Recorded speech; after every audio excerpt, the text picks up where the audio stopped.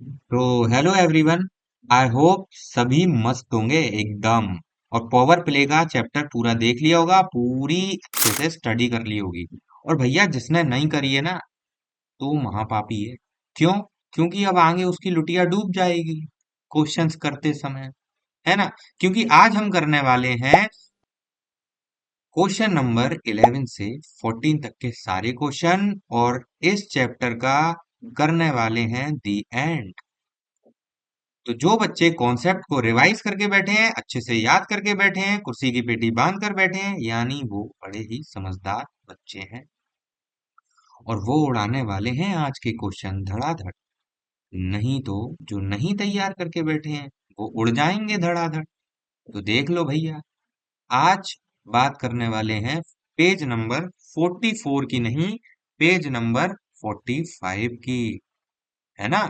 पर इस page number 45 पे जो क्वेश्चंस हैं उनको करने से पहले आपको एक चीज जाननी होगी, दैट इज स्टैंडर्ड फॉर्म और साइंटिफिक फॉर्म क्या होती है। समझे? क्योंकि ये क्वेश्चन में यूज होगी। अब ये क्या बला है? तो ये वो बला है कि नंबर्स को लिखने का एक तरीका होता है।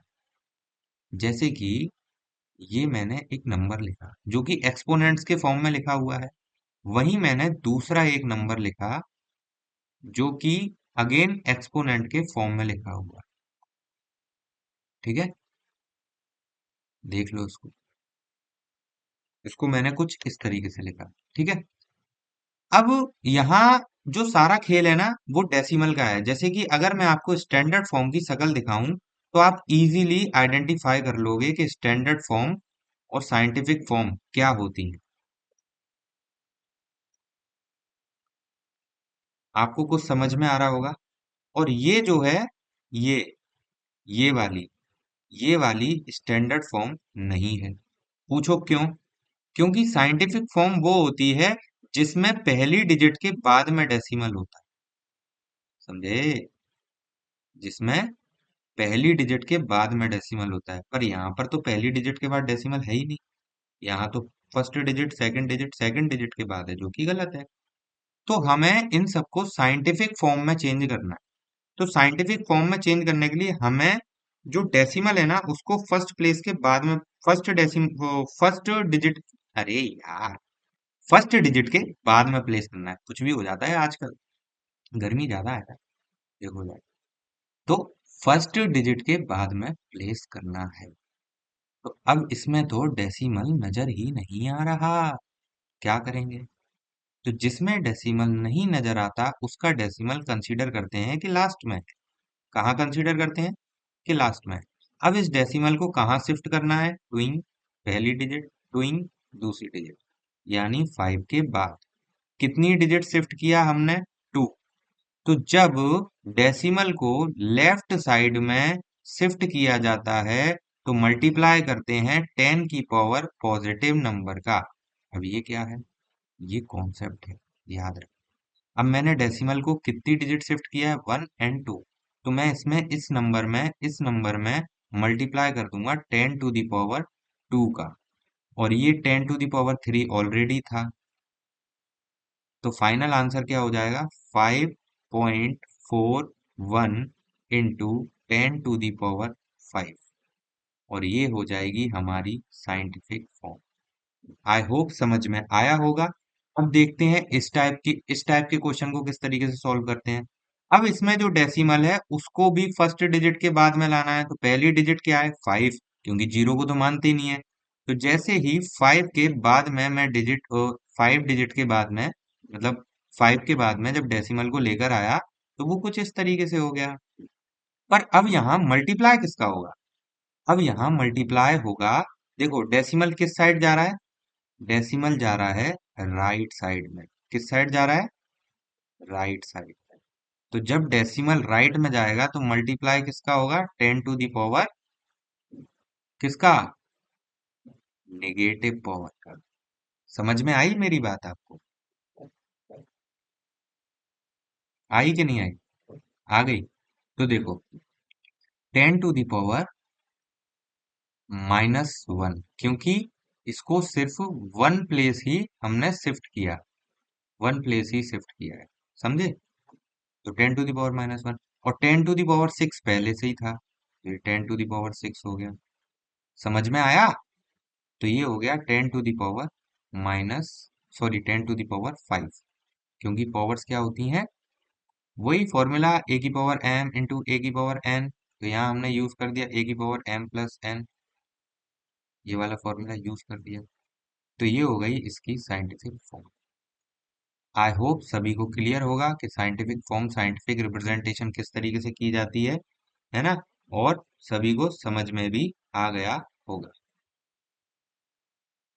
ये मैं दोनों को अलग कर देता हूं। तो रूल ये है कि जब भी डेसिमल लेफ्ट साइड में शिफ्ट शिफ्ट होगा, तो हम मल्टीप्लाई करेंगे 10⁻, पॉजिटिव नंबर से। अब ये नंबर कौन सा होगा? ये नंबर वो होगा जितने डिजिट डेसिमल शिफ्ट करेगा हमारा, ठीक है? डेसिमल शिफ्ट करेगा। उसके बाद में अगर डेसिमल हमारा राइट साइड में शिफ्ट करता है, तो हम मल्टीप्लाई करेंगे 10⁻, नेगेटिव नंबर का, है ना? समझ में आ गया होगा, ठीक है?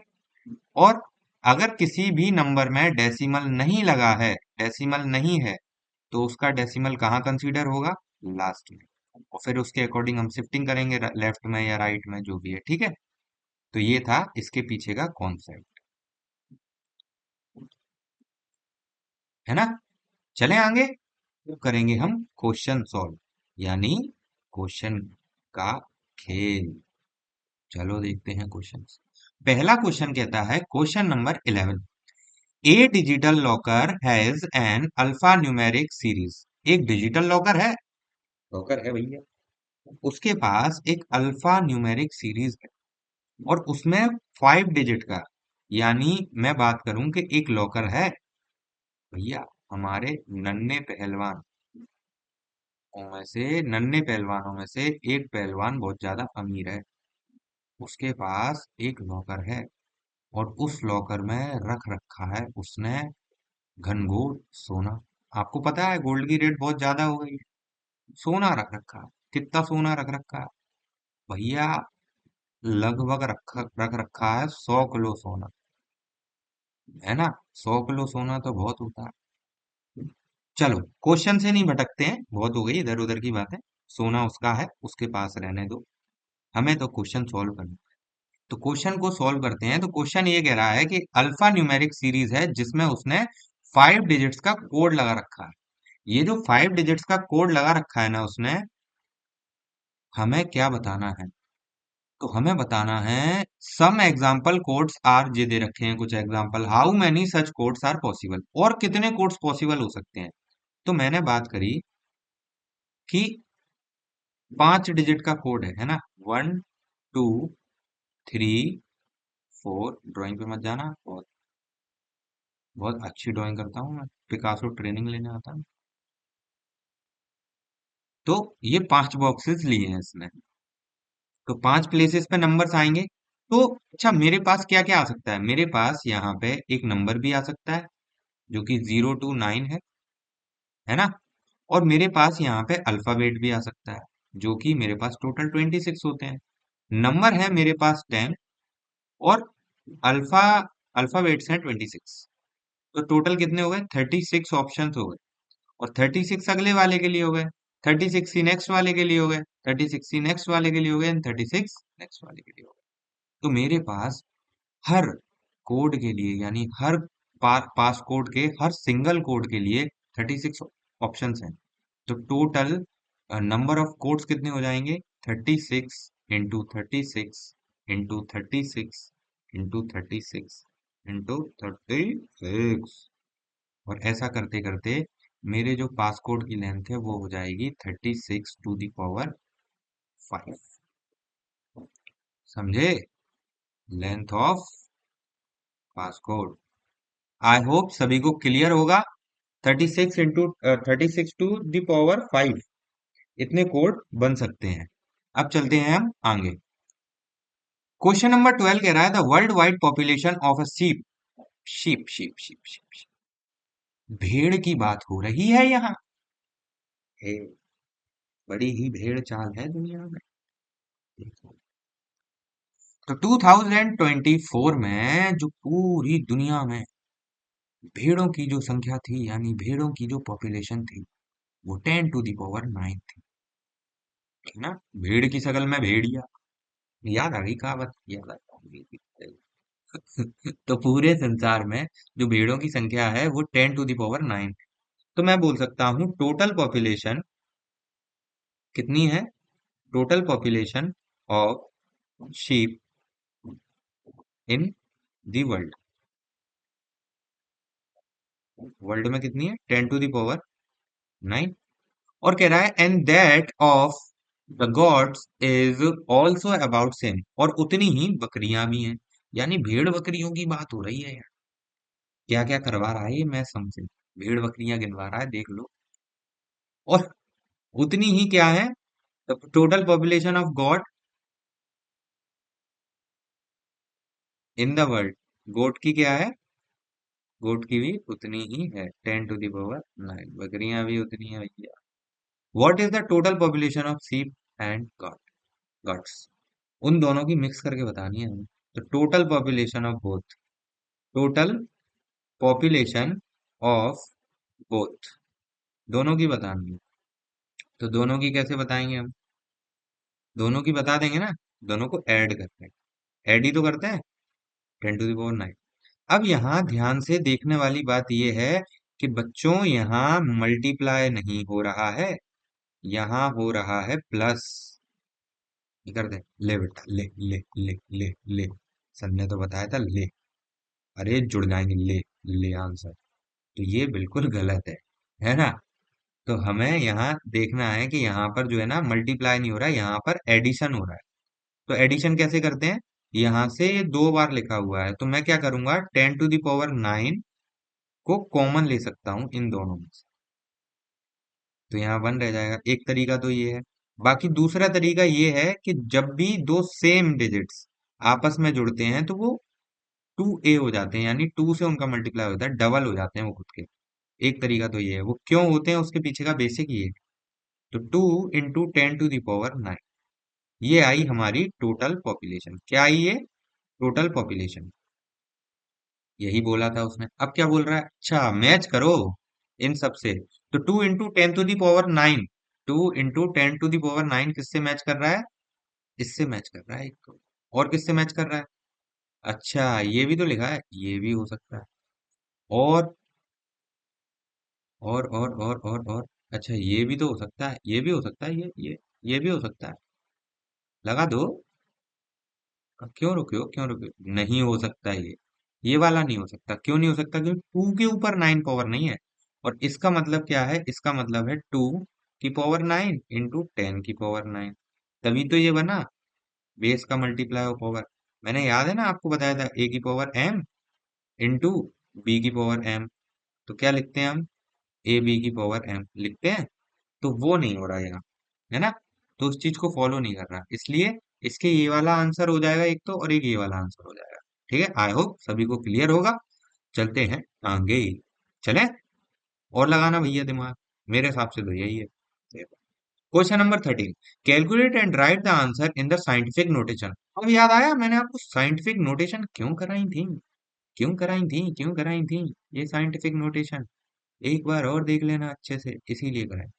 क्योंकि अब ये जो क्वेश्चन है, calculate and right the answer in the scientific notation, scientific form में लिखना है। If each person in the world had 30 pieces of clothing, अगर पूरी दुनिया में हर इंसान के पास 30 पीसेस हैं, किसके? कपड़ों के, यानी 30 जोड़ी कपड़े हैं बच्चों, देख लो। Find the total number of pieces of the clothes, हमें टोटल नंबर ऑफ पीसेस बताने हैं।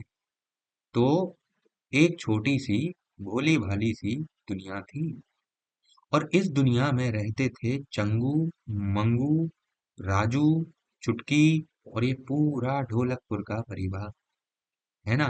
और सबके पास में 30 30 जोड़ी कपड़े थे, यानी 30 30 क्लॉथ्स। अब अब हमें बताना है कि सबके पास 30 30 थे, पर दर्द तो इस बात का है कि सबके टोटल बताने हैं। तो इसमें तो भैया लगेगा मैथ्स। तो लगाते हैं हम अपना थोड़ा सा गणित। देखो इधर, दुनिया में हर इंसान के पास में कितने कपड़े हैं? मैंने बोला कि each person has 30 pieces of clothes, बोल रहा है 30 पीसेस ऑफ क्लॉथ्स। ठीक है, बोल दिया मैंने इतना। अच्छा, पेन बदल लेते हैं जरा सी। देखो है, उसके बाद में आगे बोल रहा है कि टोटल कितने होंगे। तो पहले तो टोटल के लिए तो हमें पॉपुलेशन पता होनी चाहिए। पॉपुलेशन ऑफ द वर्ल्ड कितनी है? पॉपुलेशन ऑफ वर्ल्ड, ये तो कुछ ज्यादा ही बड़ा नंबर हो गया भैया। दर्द। टोटल पॉपुलेशन हो जाएगी 8 बिलियन, है ना, 8 बिलियन पॉपुलेशन।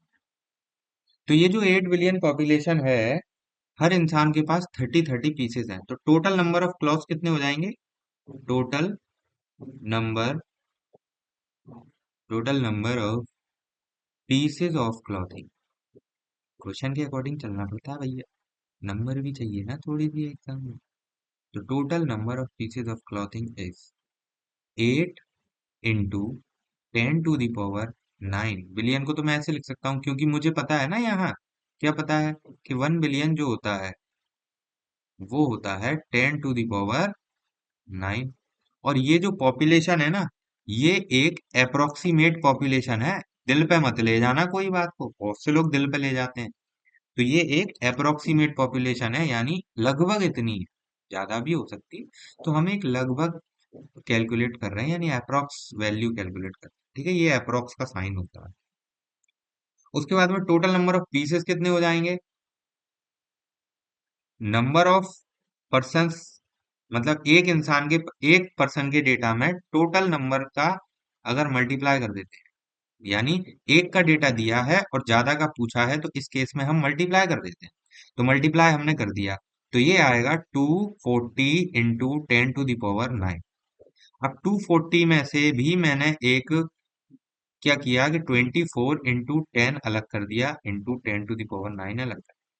तो ऐसा करते करते इसकी जो कहानी है वो कुछ ऐसी हो गई, 24 × 10⁻⁰ पर अभी भी इसको साइंटिफिक नोटेशन में चेंज करना है। तो साइंटिफिक नोटेशन में चेंज करने के लिए आपको पता होना चाहिए, मैंने स्टार्टिंग में ही बता दिया था, 2.4 डेसिमल पहली डिजिट के बाद में आएगा और 10⁻11 हो जाएगी। आई होप सभी को क्लियर होगा। अब चलते हैं आगे। दूसरा क्वेश्चन कह रहा है, there are about 100 million bee colonies in the world. Same वैसे ही है, पूरी दुनिया में 100 मिलियन मधुमक्खियों की कॉलोनी, बी कॉलोनी यानी मक्खियां हैं, मक्खियां, समझ रहे हो, मक्खी।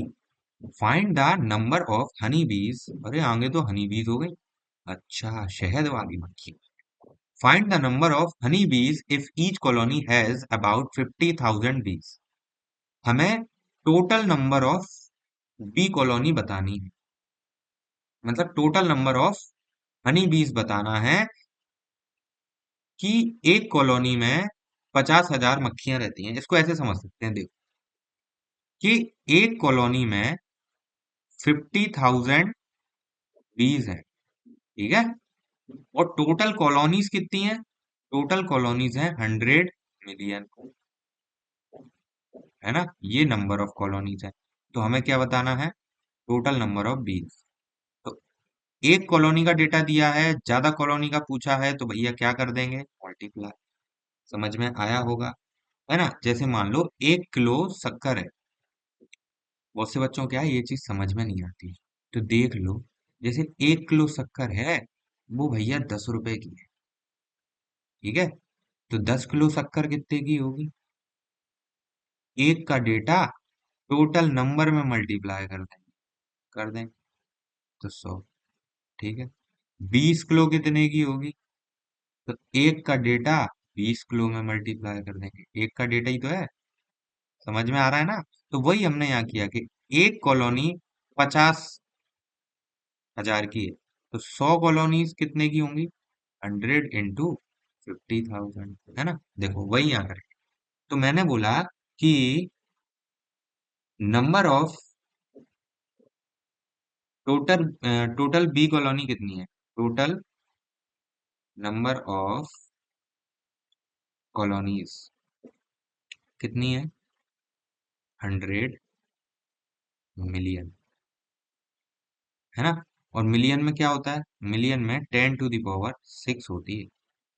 याद रखना ये चीज। तो इसको और अच्छा करेंगे तो ये 10 का स्क्वायर ये हो गया, 10⁶ ये रखी है, तो ये हमारा क्या हो जाएगा? 10⁸ है ना? तो टोटल नंबर ऑफ कॉलोनीज तो ये हो, नंबर ऑफ कॉलोनीज तो ये हो गए। अब आगे क्या कह रहा है? Number of honey bees if each colonies has, तो नंबर ऑफ हनी बीज इन ईच कॉलोनी, एक कॉलोनी में कितनी है? 50,000। कितनी है? 50,000 बीज। ठीक है, समझ गए? 50,000 बीज है। तो मैंने क्या किया यहाँ पर, मुझे मिल गया टोटल कॉलोनीज, कॉलोनीज, और यहाँ मुझे मिल गया एक कॉलोनी का डेटा। तो अब इजीली बता दोगे? एक का डेटा दिया, ज्यादा का पूछा है, तो टोटल बीज इन ऑल, सबको मिला के कितनी हुई? तो मैं बोल सकता हूं कि number of colonies multiply number of बीज इन वन कॉलोनी, जो कि है हमारा 50,000 मल्टीप्लाई 10⁸8। एक, दो, तीन, चार, ये चार जीरो इसमें ऐड हो जाएंगे, तो ये क्या बन जाएगा? 5 × 10⁻12। और ये हो गया हमारा आंसर। आई होप सभी को क्लियर होगा। अब चलते हैं आगे। क्वेश्चन नंबर 3 कह रहा है the human body has about 38 trillion bacterial cells. एक इंसान के शरीर में 38 ट्रिलियन बैक्टीरियल सेल्स है। समझ रहे हो? सेल्स। तो बताओ पूरे वर्ल्ड के इंसानों में कितनी सेल्स होंगी? तो इसके लिए सबसे पहले तो हमें ये पता होना चाहिए कि पूरे वर्ल्ड में आखिर लोग कितने हैं। समझ रहे हो? पूरे वर्ल्ड में लोग कितने हैं? तो सबसे पहले हम देखेंगे total population in the world कितनी है। अप्रोक्स, फिर से अप्रोक्स का साइन लगा देता हूं, नहीं तो फिर से किसी को दिक्कत हो जाएगी। भैया बच्चे परेशान हो जाते हैं, ये क्या है, इक्वल थोड़ी ना है, दिल पे ले जाएंगे। तो ये 8 बिलियन मैंने मान ली। अभी बताया था ना पूरे संसार में 8 मिलियन लोग हैं। 8 बिलियन जो लोग हैं, तो इसको मैं ऐसे लिख सकता हूँ, 8 × 10⁹ लिख सकता हूँ ना? दर्द तो नहीं होगा? यूके नहीं होगा भैया। Find the bacterial population residing in all human being, और एक इंसान में कितनी है? यानी number of bacterial cells in a human, एक ह्यूमन में कितनी है? इन अ ह्यूमन बॉडी, एक में कितनी है? एक में है हमारी 38 ट्रिलियन। और ट्रिलियन को कैसे लिखते हैं एक्सपोनेंट्स की फॉर्म में? ट्रिलियन, ट्रिलियन को लिखते हैं हम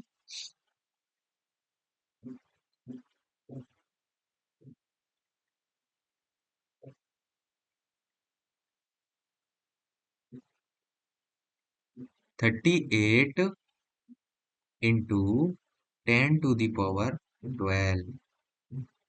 समझे? समझ गए? बोलो समझ गए? हाँ समझ गए। तो इसको अगर मैं साइंटिफिक फॉर्म में चेंज कर लूं तो ये कुछ ऐसा हो जाएगा, 3 × 8 × 10⁻13।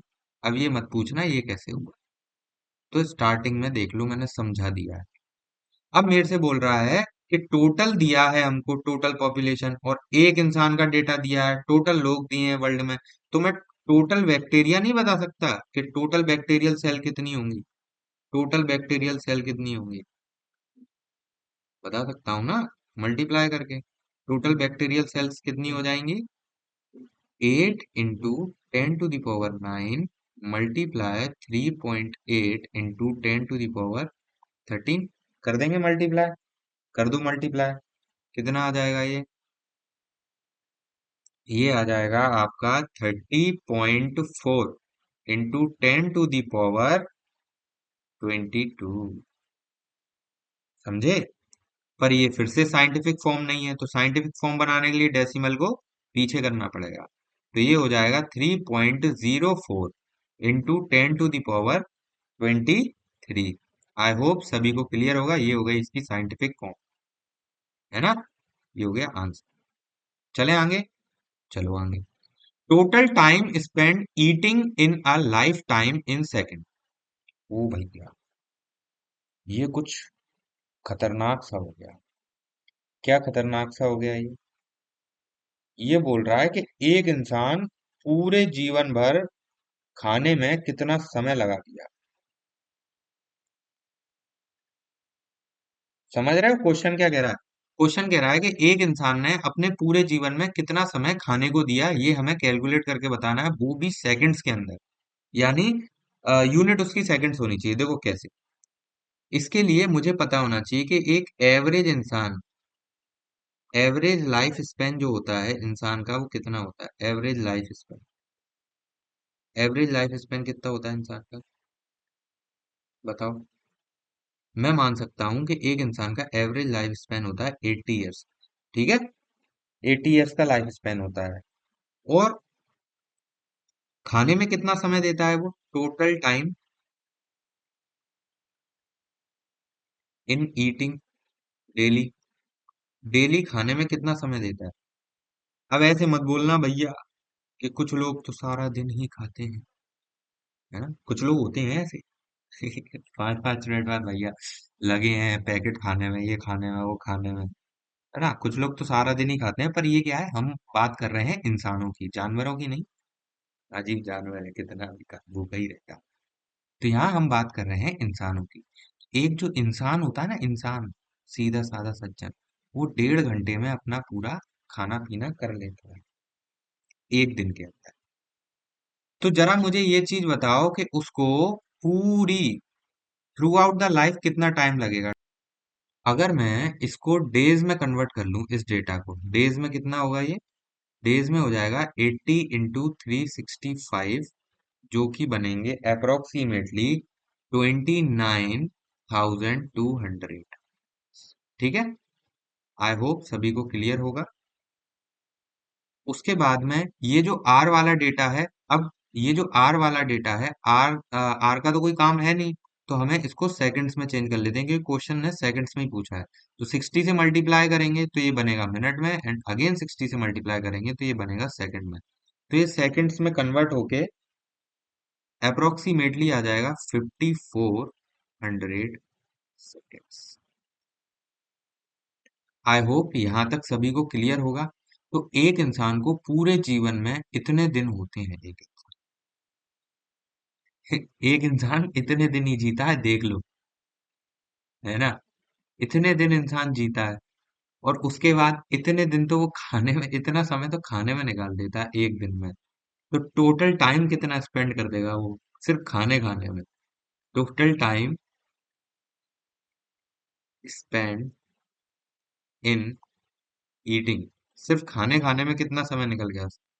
उसका समय निकल गया 5400 इंटू 29200, 0000, मल्टीप्लाई होके कितना आ जाएगा, बता सकते हो? ये आ जाएगा लगभग 15768।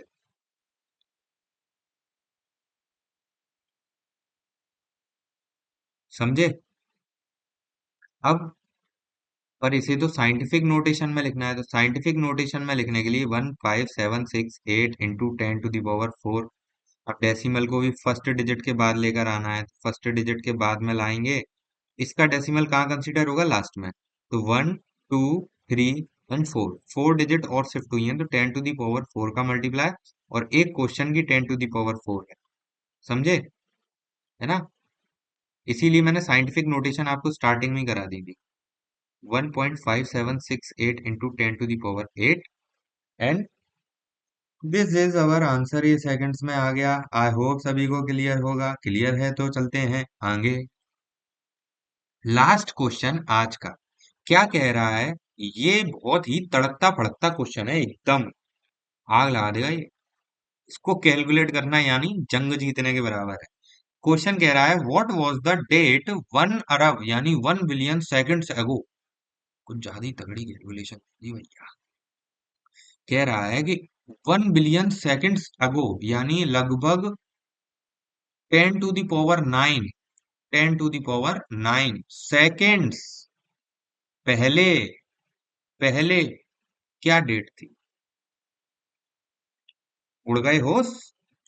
नहीं उड़ेंगे। जिसके कॉन्सेप्ट क्लियर है वो सारे क्वेश्चन उड़ाएगा, और जिसके कॉन्सेप्ट क्लियर नहीं है वो बन जाएगा भूत। देख लो भैया। तो सबसे पहले तो हमें ये समझना है कि 1 बिलियन यानी 1 बिलियन होते कितने हैं, 10⁹9। 1 मिलियन होते हैं 10⁹9। इतनी बात क्लियर है। अब ये 10⁹9 क्या है, सेकंड्स है। इतने सेकंड्स की बात है। तो हम जरा इन सेकंड्स को मिनट्स में कन्वर्ट कर लेते हैं, आवर्स में कन्वर्ट कर लेते हैं, डेज में कन्वर्ट। तो यहाँ साइड में मैं लिखता हूं कि मुझे पता है कि 1 मिनट में 60 सेकंड्स होते हैं, और 1 आवर में 60 मिनट्स होते हैं, यानी सारा खेल 60 का है। अच्छा देखो, तो ये सेकंड्स की कहानी है। इन सेकंड्स को चेंज करने के लिए मुझे 10⁹9 को अगर मैं डिवाइड कर दूं 60 से, तो ये कन्वर्ट हो जाएगा किसमें, मिनट में, है ना।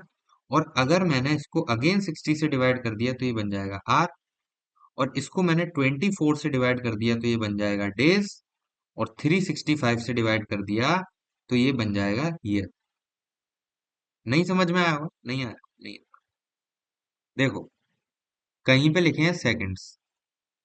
अगर मैंने सेकंड्स में 60 का डिवाइड किया तो क्या बनेगा, मिनट। और मैंने मिनट में अगर 60 का डिवाइड किया तो क्या बनेगा, आर। ठीक है, ये पहली कहानी है। दूसरी, अगर मैंने आर में आर में 24 का डिवाइड किया तो ये बन जाएगा डे। ठीक है, डे बन गया, टोटल डेज बन गए। और इसमें अगर मैंने 365 का डिवाइड किया तो ये बन जाएगा ईयर। यानी जब हम डिवाइड करते जाते हैं तो यूनिट अक्सर बड़ी होती जाती है, और जब हम मल्टीप्लाई करते हैं तो यूनिट अक्सर छोटी होती है। इसीलिए मैंने इस नंबर में जो कि सेकंड्स में था, तो पहले 60 से डिवाइड करके इसको बनाया मिनट, अगेन 60 से डिवाइड करके इसको बनाया हमने आर, और 24 से डिवाइड करके बनाया डे, एंड 365 से डिवाइड करके बनाया ईयर। और ये सारी ताम झाम यानी ये सारी कैलकुलेशन करने के बाद अप्रोक्सीमेट आया 31.71 ईयर्स। समझे आप लोग? समझ में आ गया? अप्रोक्सीमेटली इतना है। अप्रोक्स का साइन लगा देता हूं। उसके बाद में अगर मैं 31 ईयर्स को देखूं, थोड़ा सा कॉम्प्लिकेटेड है ये, और कुछ नहीं है, ध्यान से समझना। 31 ईयर को अगर मैं देखूं तो 31 ईयर अलग हो गए, और 0.71 ईयर्स जो हैं इनको मैं कन्वर्ट कर लेता हूँ डेज में, 365 से मल्टीप्लाई करके अगेन डेज बन जाएंगे। तो कितने दिन बन रहे हैं, ये बन रहे हैं मेरे 259 डेज अप्रोक्स बन जाएंगे, अप्रोक्स। और मुझे बताना है कि इतने दिन पहले क्या डेट थी। तो आज की डेट क्या है, मुझे पता होना चाहिए टुडेज डेट। आज है 14 अप्रैल 2026। यानी अगर न्यूमेरिक फॉर्म में लिखें तो 14/04/2026। ठीक है, इतना क्लियर है। इसके बाद आगे हम देखते हैं, तो हमें पता चलता है कि हमें सबसे पहले तो 31 ईयर्स अगो जाना है। तो 31 ईयर्स अगो अगर मैं जाता हूँ, 31 ईयर्स अगो, तो ये डेट लगभग हो जाएगी कितनी, ये हो जाएगी 14 अप्रैल 1995, है ना। आई होप यहाँ तक सभी को समझ में आया होगा। उसके बाद मुझे देखना है 259 डेज पहले भी जाना है, यानी 31 years ago and 259 days ago, क्योंकि पॉइंट डेसिमल वाले ईयर को मैं पीछे नहीं ले जा सकता था ना, इसलिए मैंने उसको डेज में कन्वर्ट कर दिया। अब 259 डेज के लिए अगर मैं पीछे जाता हूँ तो इसको हम ऐसे समझते हैं, देखो मैं क्या करता हूँ कि इधर समझा देता हूँ कि अगर हम क्या कहते हैं 259 डेज पहले जाते हैं, तो अभी क्या है, अप्रैल है, तो अप्रैल के 14 डेज, फिर उससे पहले मार्च के 31 डेज निकले, फेब के 28, जनवरी के 31, देन दिसंबर के निकले 31, नवंबर में 30, अक्टूबर में 31, एंड अक्टूबर के बाद में सितंबर में 30। अब यहाँ ध्यान से देखो, इन सबको जब कैलकुलेट करते हैं, 4 और 1 5 13 4 एंड 1 6 9 और 10, तो अप्रोक्सीमेटली 104 डेज हो, है ना, 104। तो 259 में से 104 डेज निकल चुके हैं। और अगस्त अगस्त को भी इंक्लूड कर लें तो 1 2 3 और 2 3 4 5, यानी 153 डेज जो हुए, और इन दोनों को ऐड करने के बाद लगभग 257 डेज है। और हमें 2 दिन और पीछे जाना पड़ेगा, यानी 2 डेज और कम करने पड़ेंगे, समझे। तो हम पहुंच गए हैं 1 अगस्त को, यानी 1 अगस्त को। और यहां से हमें 2 दिन और पीछे जाना है, तो 2 दिन पीछे यानी 31 जुलाई, 30 जुलाई एंड 29 जुलाई। तो डेट आ जाएगी 29 जुलाई 1994। आई होप आपको समझ में आया होगा। ये क्वेश्चन थोड़ा सा ट्रिकी था, एक बार और रिपीट करके देखेंगे तो अच्छे से समझ में आ जाएगा। बाकी आज के लिए इतना ही, मिलते हैं नेक्स्ट वीडियो में। और इस क्लास के पीडीएफ नोट चाहिए तो भैया टेलीग्राम ग्रुप है, उसको जाके ज्वाइन कर लो, करते ही नहीं है लोग। कितनी बार कहो इनसे, टेलीग्राम पे एक ग्रुप बना रखा है, और जो बच्चे चैनल पे पहली बार आए हैं वो चैनल को सब्सक्राइब कर लें। मिलते हैं नेक्स्ट वीडियो, तब तक के लिए बाय बाय।